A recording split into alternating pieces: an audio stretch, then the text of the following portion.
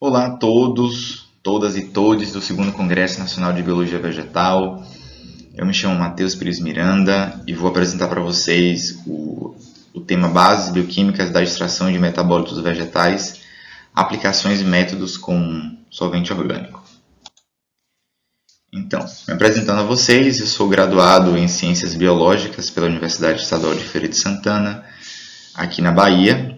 Eu sou mestre em Bioquímica pela Universidade Federal do Paraná, onde trabalhei com alguns organismos marinhos, para ser mais específico, o pepino do mar, nessa parte de extração e identificação de moléculas, principalmente carboidratos e lipídios, através de ressonância magnética nuclear e espectrometria de massas, cromatografia gasosa, aplicada à espectrometria de massas, e atualmente no doutorado, também em Bioquímica e Biologia Molecular, na Universidade Federal da Bahia, tenho trabalhado com plantas, seguindo essa mesma linha de pesquisa, de extração, identificação, caracterização e aplicações em sistemas biológicos. Bom, para a gente começar, é interessante entendermos quais são os fundamentos e os princípios relacionados com o processo de extração com solvente orgânico. Então, para entendermos, vou pegar o ponto aqui, para entendermos sobre extração, temos aqui três condições iniciais, nesse esquema simplificado.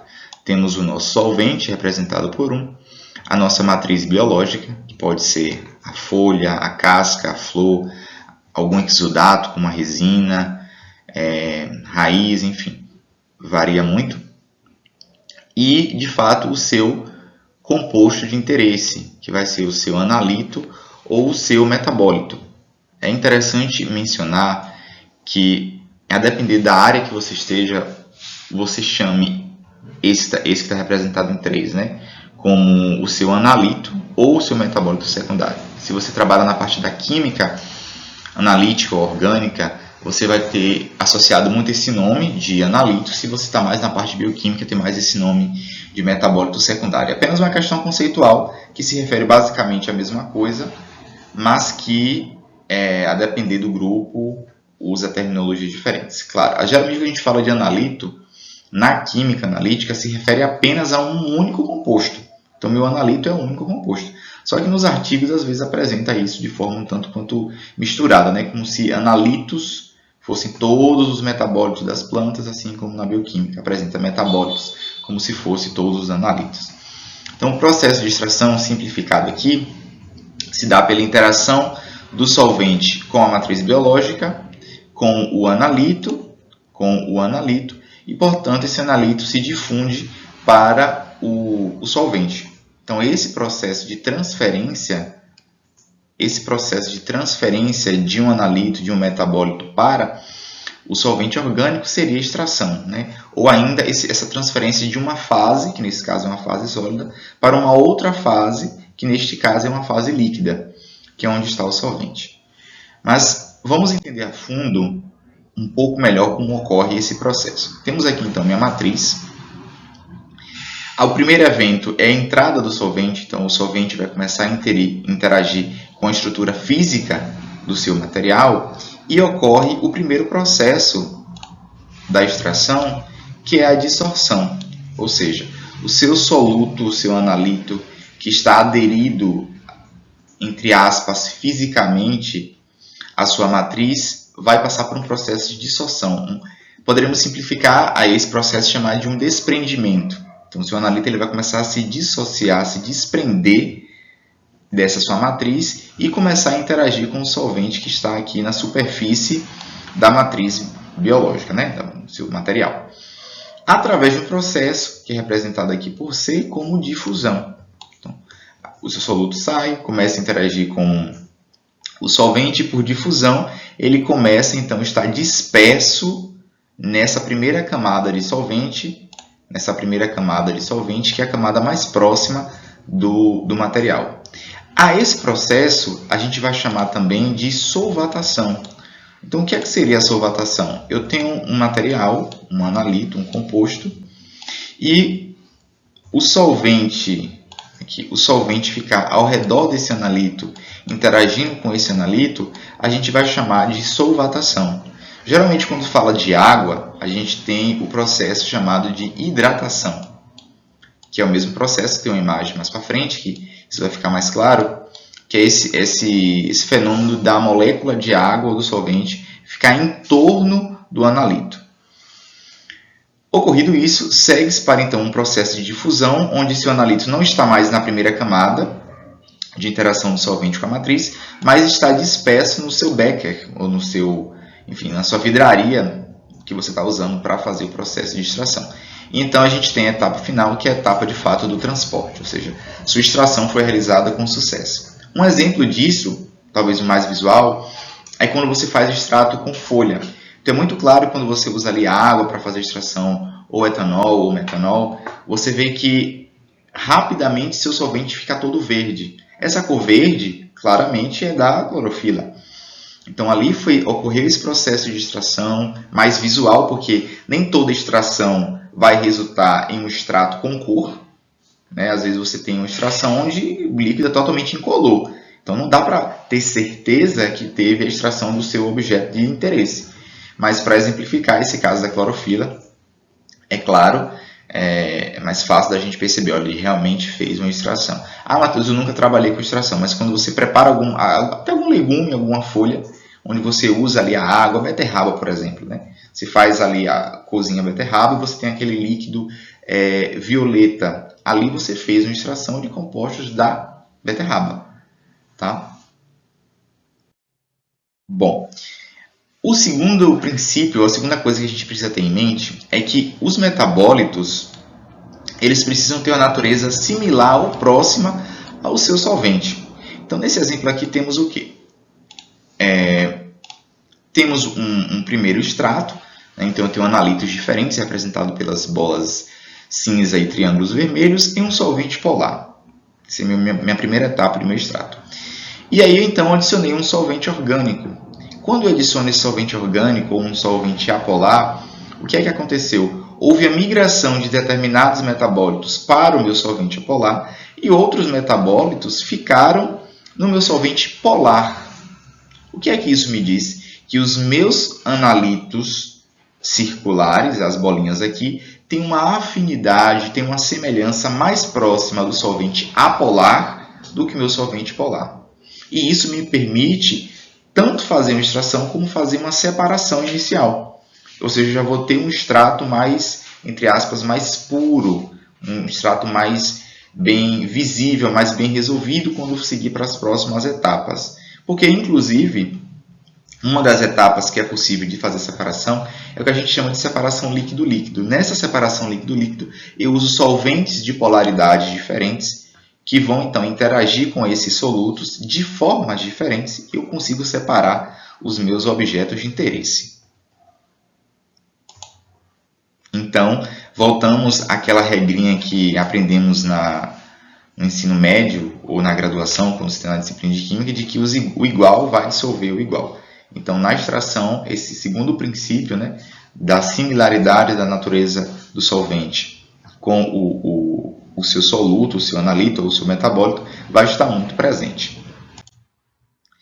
Pronto. Para exemplificar aqui graficamente, temos essa esquerda aqui, a representação de alguns ciclos representando moléculas, tá? Nesse caso são moléculas apolares, que estão dispersas na primeira imagem, aqui à esquerda, né? Mostrado pelo laser point. E à direita elas tendem a se agregar, porque elas vão ter mais afinidades entre si, devido à sua natureza, do que afinidade com o solvente, que nesse caso aqui eu vou dizer que é a água. Tá?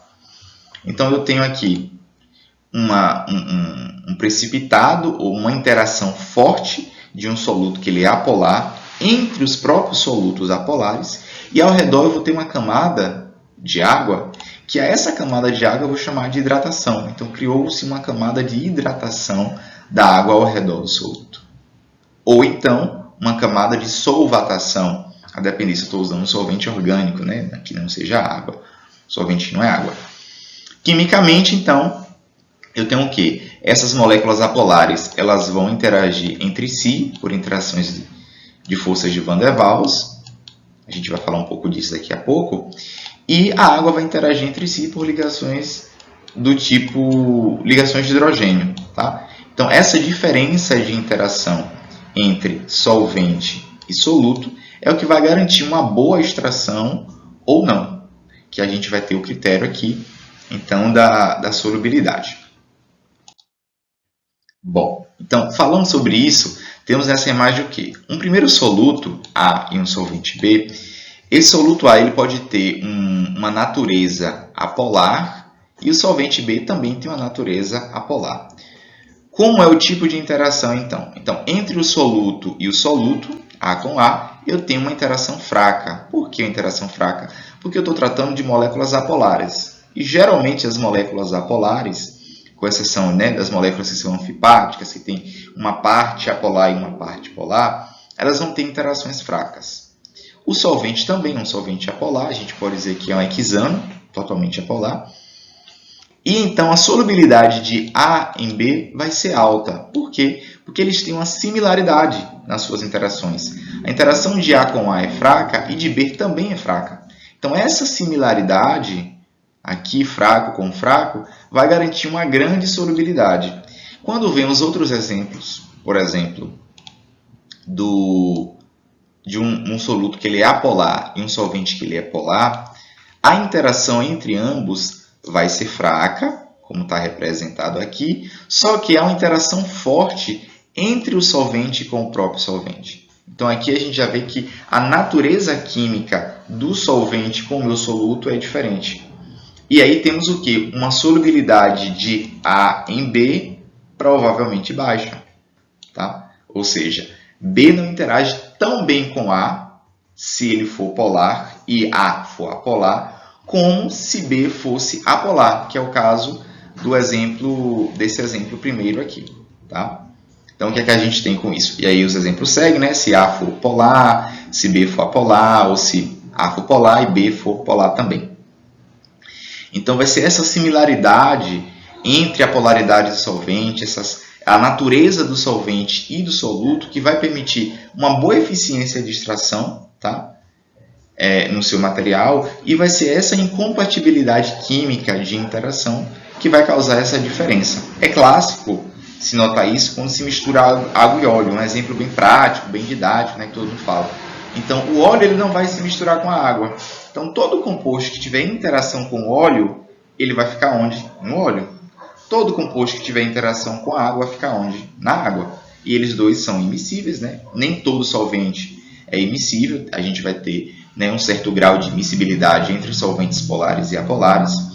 Mas o que eu quero deixar bem claro aqui para vocês é que a diferença de polaridade entre solvente e soluto vai influenciar diretamente na eficiência da minha extração. Bom, então a gente poderia se perguntar, então, como é que esses compostos eles são solubilizados ou extraídos? Então, 3 tipos de interação vão estar atuando. A interação solvente-solvente, que a gente viu agora, a interação soluto-soluto e a interação soluto-solvente. E como é que se dá essas interações que vai permitir tanto essa extração quanto eu solubilizar? Isso aqui serve para tudo. Por exemplo, quando você pega sal de cozinha ou açúcar e você põe na água, você põe água ali e você vê que dissolveu, você está fazendo processo de solubilização. Quando você pega a sua matriz biológica, a sua planta, põe um determinado solvente e deixa ali por um processo de extração, com temperatura, por tempo, por agitação, você também está propiciando essa interação, que neste caso vai ser entre o soluto e o solvente. Então, temos um soluto, esse soluto vai interagir, né, com o seu solvente e a gente vai ter então aqui uma solução. Então, a quantidade máxima que um soluto pode ser dissolvido ou interagir com o solvente vai ser determinado a depender de algumas condições. Por exemplo, temperatura, pressão, pH. Por isso que muitos estudos onde se analisa a capacidade de extração, você vê que eles variam a temperatura, variam o pH, variam o tempo, varia se tem agitação ou não. Ou seja, eu tenho parâmetros, eu tenho condições que vão favorecer eu ter uma extração boa ou não. Um outro parâmetro é o material estar pulverizado. Então, a gente sabe que uma folha inteira, a superfície de contato dela é muito grande, ao mesmo tempo que é muito pequena com o solvente. Tá? O que é que eu preciso fazer? Eu preciso pulverizar, fragmentar essa folha ou qualquer parte da planta para que tenha um maior contato com o meu solvente. A isso a gente vai dizer que teve um aumento da superfície de contato. Esse aumento da superfície de contato vai deixar a minha extração mais eficiente. Então, diversos parâmetros e condições vão influenciar nesse processo aqui, né, de soluto, solvente e solução.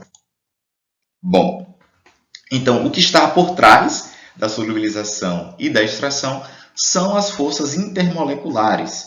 Essas forças intermoleculares podem ser divididas em duas, onde eu tenho íons, que é chamadas, né, de ligações iônicas, onde você tem apenas íons, ou ligação íon-dipolo, quando eu tenho íons presentes e moléculas polares, ou então quando não há presença de íons, e aí há diversos tipos de forças intermoleculares, né? Dipolo-dipolo, ligação de hidrogênio, entre molécula polar e apolar, e entre moléculas apolares, que são as forças de dispersão. Para a gente visualizar um pouco melhor isso que eu estou falando sobre interações intermoleculares, temos aqui a força íon-dipolo, por exemplo, a água interagindo com o sódio. Eu tenho aqui a ligação de hidrogênio, onde eu tenho metanol interagindo com a água, e eu tenho um dipolo-dipolo aqui, tá? Onde eu tenho o etanol interagindo com o clorofórmio. Seguindo os exemplos, eu tenho a interação íon-dipolo induzido, onde eu tenho uma molécula eu tenho um íon, uma molécula ela é apolar, e ela vai ter uma polaridade por causa desse cloro, que vai induzir uma resposta, né, no hexano. Enfim, eu tenho outras aqui, dispersão, a interação entre moléculas apolares. Tá? Então, são essas interações que estão acontecendo durante o processo de extração. E quanto mais eficiente for essa interação, ou seja, quanto mais compatível for a força intermolecular entre o solvente e o soluto, melhor vai ser a sua extração para determinada classe de compostos, ou mais de uma classe, ou apenas um analito em específico. Tá?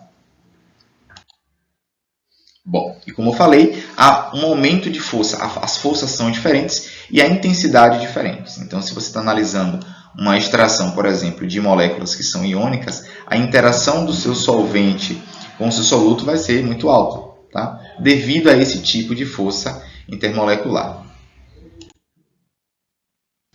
Tá, então agora sobre a escolha de solvente. Como eu escolho meu solvente? Os solventes são classificados em três principais, que são solventes apolares.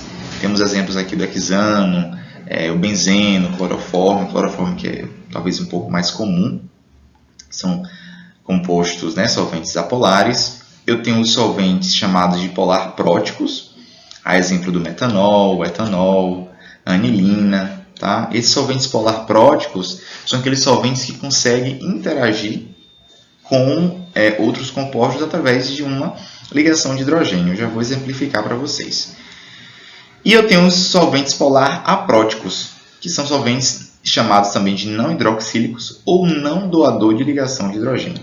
Ou seja, eles são receptores de uma ligação de hidrogênio, mas eles não têm o hidrogênio para doar e fazer essa interação, que é aquela força intermolecular de ligação de hidrogênio. Então, eu tenho aqui o isopropanol, onde ele é tanto doador de hidrogênio por causa dessa hidroxila, né, desse grupo álcool, como ele é aceptor de hidrogênio através das ligações, com a acetona, em que ela é apenas receptora. Tá? Há apenas uma interação do oxigênio da acetona com o hidrogênio de uma outra molécula, e ali se estabelece um tipo de ligação de hidrogênio. Então, os solventes eles podem ser polar próticos e polar apróticos. Ah, Matheus, mas isso é tudo muito parecido. Sim, são parecidos, mas têm efeitos no processo de extração diferente, inclusive de solubilização. Por exemplo, se você trabalha com um material que ele tem uma característica muito diversa, você usar um solvente polar prótico pode não ser suficiente para solubilizar esse material. Aí você pode ou empregar um solvente apolar ou um polar aprótico e talvez até fazer uma comparação. Você tem seu material, tentou solubilizar ele em um solvente apolar, em um polar prótico e em um polar aprótico. A depender da solubilidade desse material, você pode fazer uma mistura de solventes e você já pode ter um resultado bacana. Olha, só com água ou só com, sei lá, propanol não é possível solubilizar. Solubiliza alguns compostos, mas outros não. Eu preciso então ter uma mistura de solventes, de preferência que sejam miscíveis, e com essa mistura eu consigo então solubilizar todo o meu material. Já é inclusive um resultado muito bacana para se apresentar. Vamos seguir. Agora a gente vai falar sobre as bases bioquímicas da extração de metabólitos vegetais, né? Aplicações e métodos com solventes orgânicos.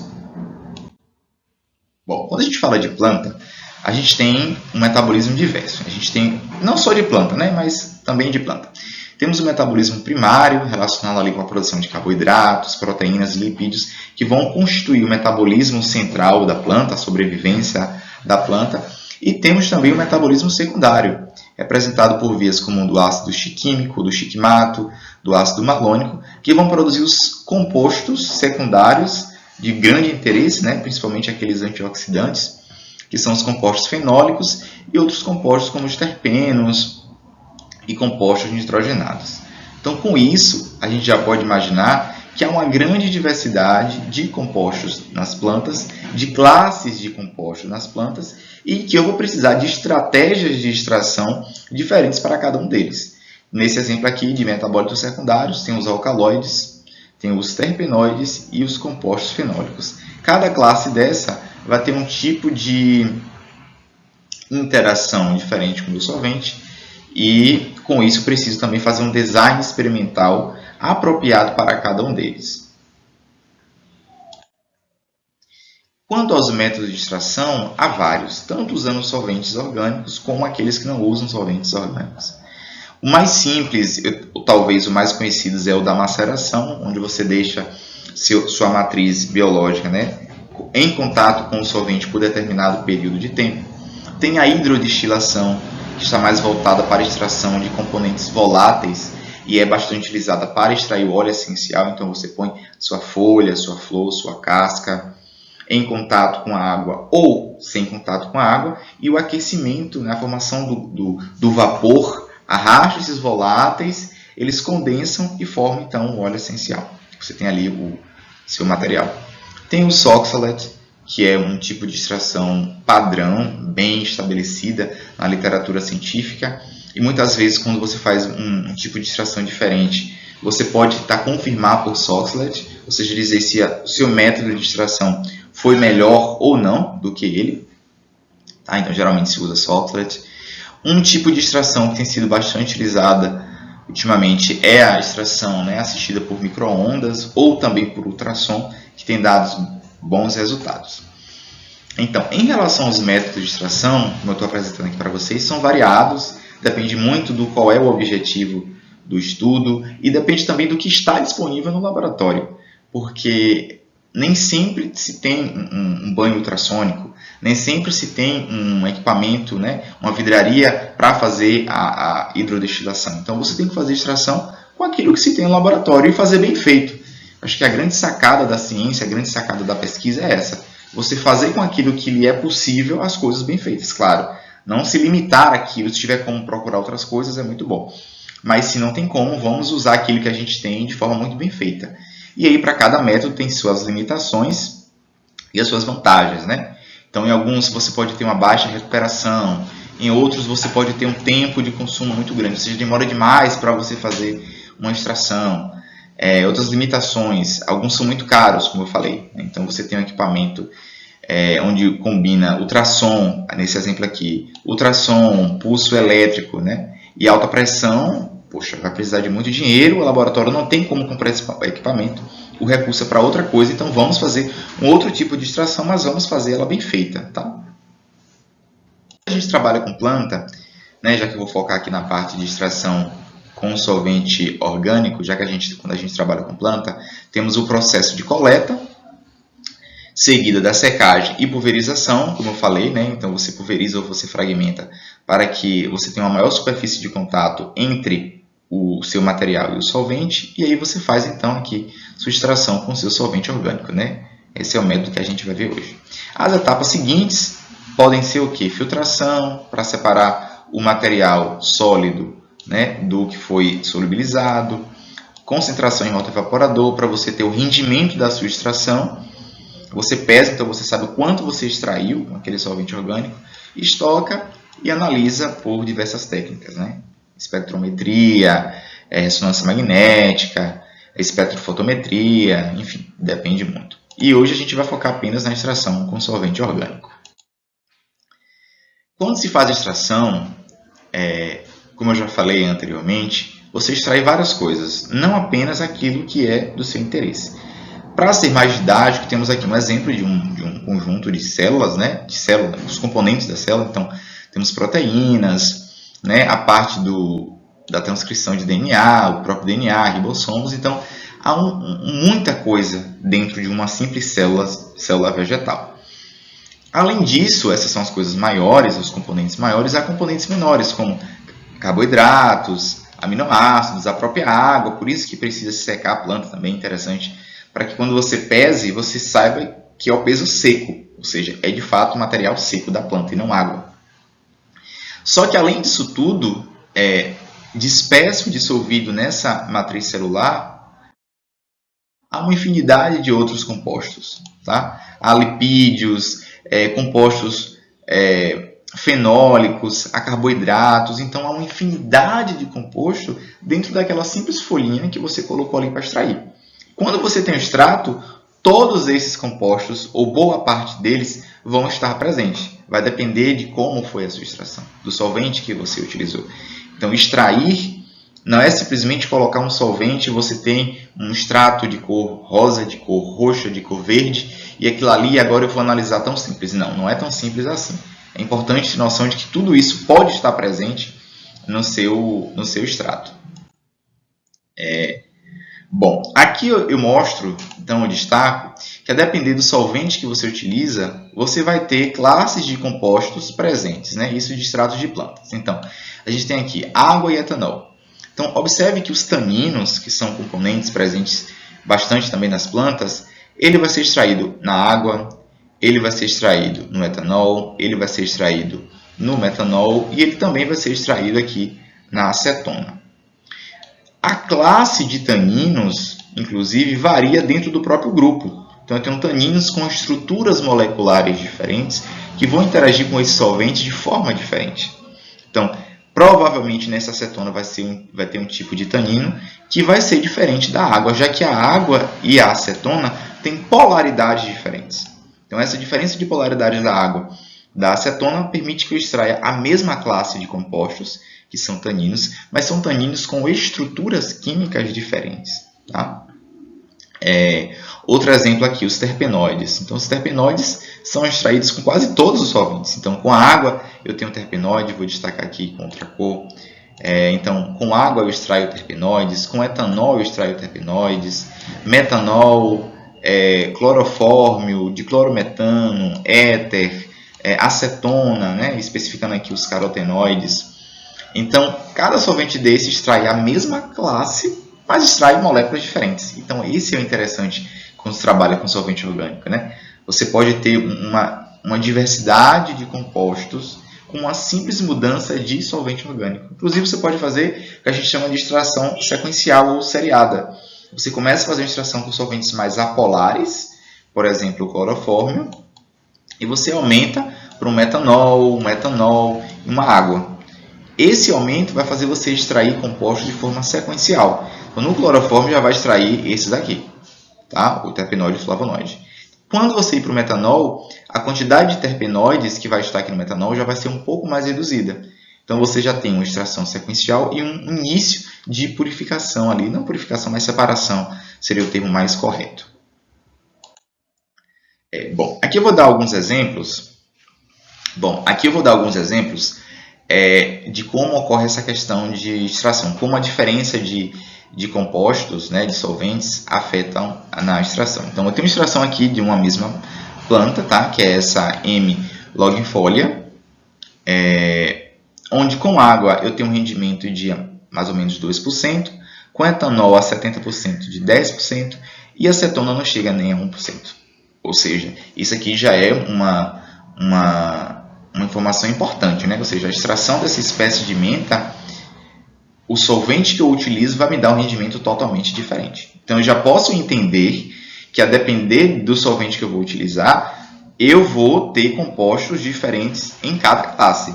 E se eu tenho interesse em um composto que está mais presente no etanol, bom, então eu vou usar etanol. Eu vou esquecer a água e vou esquecer a acetona, por enquanto, tá? Bom, outro exemplo aqui. Eu tenho essa planta que é a Severina buxifolia, buxifolia, onde eu tenho o rendimento da minha extração com solventes orgânicos diferentes. Então, com água destilada eu tenho aqui quase 30%, com metanol eu tenho mais de 30%, com cloroformo já tenho um pouco menos, de clorometano também um pouco menos. Então, aqui é para a gente ter uma noção, no final eu vou dar um apanhado geral sobre isso, que a depender do solvente eu vou ter rendimentos diferentes da minha extração. Outra coisa que eu também vou ter, a depender do solvente que eu uso, é atividades diferentes. Então, por exemplo, eu quantifiquei aqui o metanol, os flavonoides. Observe que o extrato etanólico me deu uma quantidade muito boa de flavonoides. Então, poxa, é interessante usar o etanol para essa planta. Tá? Quando eu vejo aqui os polifenóis também, o etanol me dá um retorno em relação à quantidade muito interessante. No entanto, quando eu vejo essa Severina buxifolia, eu tenho diferente.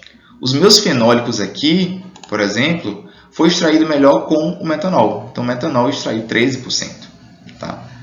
13 miligramas, né?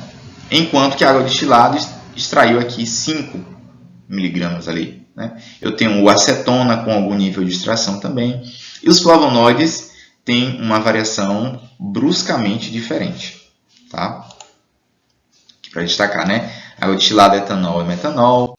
Bom, então, nessa parte, temos aqui uma análise da atividade antioxidante dos extratos da menta. Tá? Então, nesse caso, eles têm um IC50, que seria a concentração em que 50% do DPPH, que é um oxidante, foi neutralizado, em que o etanol teve sua melhor atividade. Então, a água aqui já não teve. A água teve uma atividade aqui mais ou menos de 300 microgramas por ml. Tá? Então, no meu extrato etanólico a 70%, eu tenho uma melhor atividade antioxidante. Esses autores também indicaram que os extratos com acetato de etila, cloroformo e hexano tiveram atividade mínima, tanto que eles nem colocaram os valores no artigo. Tá? Quando vemos para essa outra espécie, o que é que encontramos? Temos uma atividade ideal no extrato metanólico, que não foi testado pelos autores anteriores, e eu já tenho uma atividade assim, razoável com a água. Observe e lembre que no resultado anterior foi 300 microgramas por ml. Aqui eu tenho 94 microgramas por ml de concentração, que reduz ali 50% do DPPH.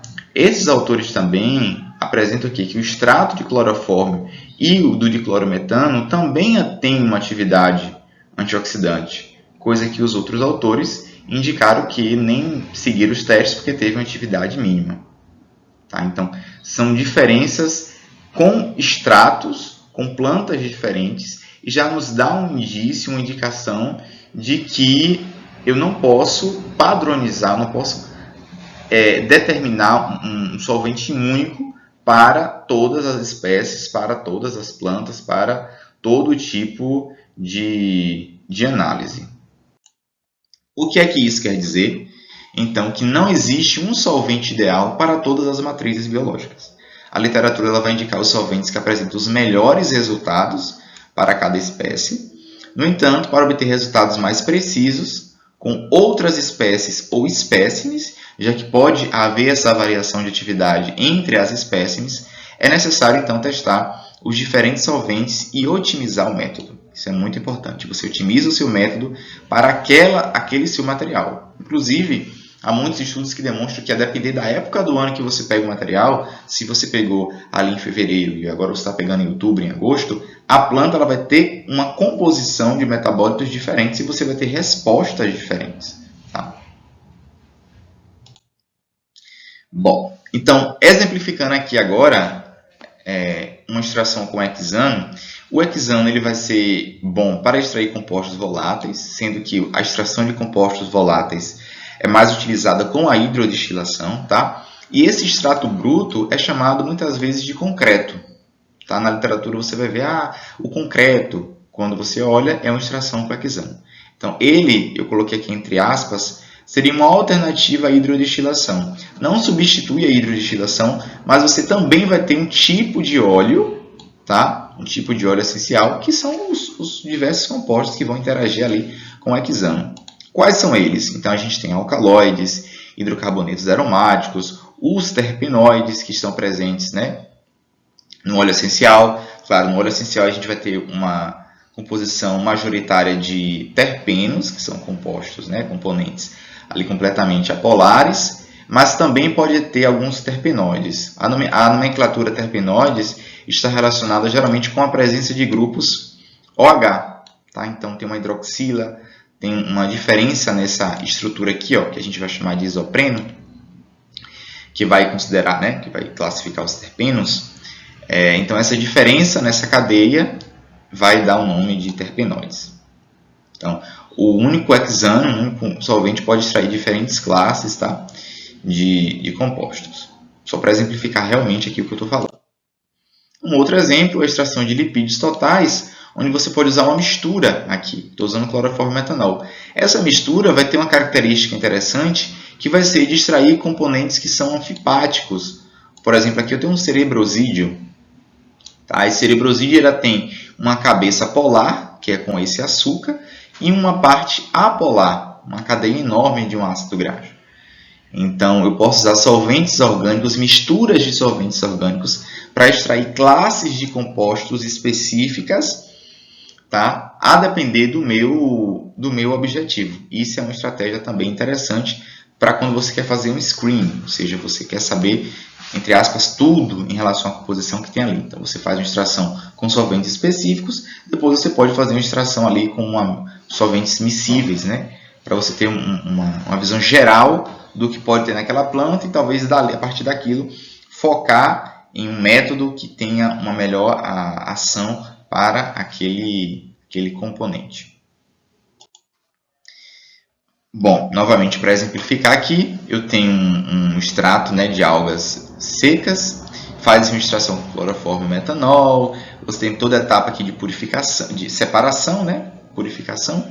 Então você centrifuga, você pega o sobrenadante, que é onde vai ter o seu extrato, né, cloroformo e metanol. O que é solúvel vai estar aqui no sobrenadante. Você pode então separar esse sobrenadante, congelar, e você pode ainda adicionar esse pellet mais cloroformo e metanol. Ou seja, o que é solúvel e ficou no pellet vai ser novamente solubilizado, você centrifuga e você tem um outro sobrenadante. Então, o que era solúvel e que ficou no pellet retorna então para o solvente, você tira esse sobrenadante dessa segunda centrifugação e combina com o primeiro. Tá? Com isso, segue etapas variadas. Aqui ele usou uma solução salina, né? E aí você tem então a separação de lipídios com, enfim, colesterol, com metanol, cloroformo, com água, enfim, vai depender muito da estratégia experimental que você usa. E você vai ter então, por exemplo, aqui os lipídios, ácidos graxos totais e triacilgliceróis neste exemplo aqui. Tá? Mas observe que essa extração com solventes duplos, como cloroformo e metanol, vai extrair também componentes anfipáticos, como o exemplo desses cerebrosídeos. Tá?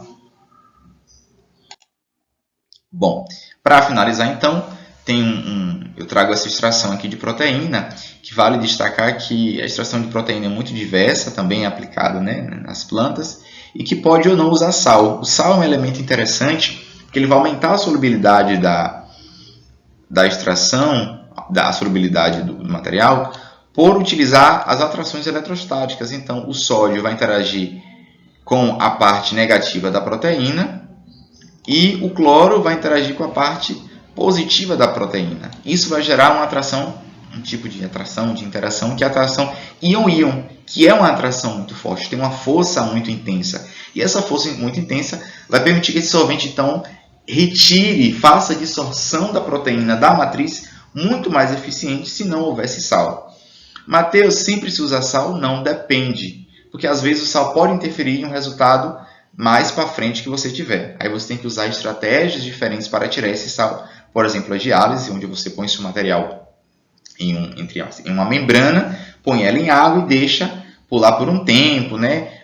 a água estática ou com fluxo de água, para que você consiga tirar o sal e o que você extraiu fique retido dentro dessa membrana. Tá? Então essa membrana vai ter um tamanho específico de poro para que esse material não saia.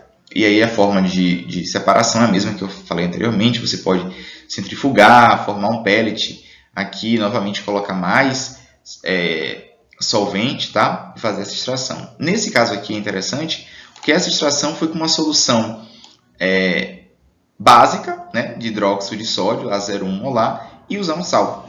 Então, não é uma extração com um solvente orgânico como hexano, de clorometano, acetona, mas é uma extração com água salina e básica, que permite também extrair a proteína, vai depender da proteína que você quer. Tá? Então, eu encerro essa apresentação, agradeço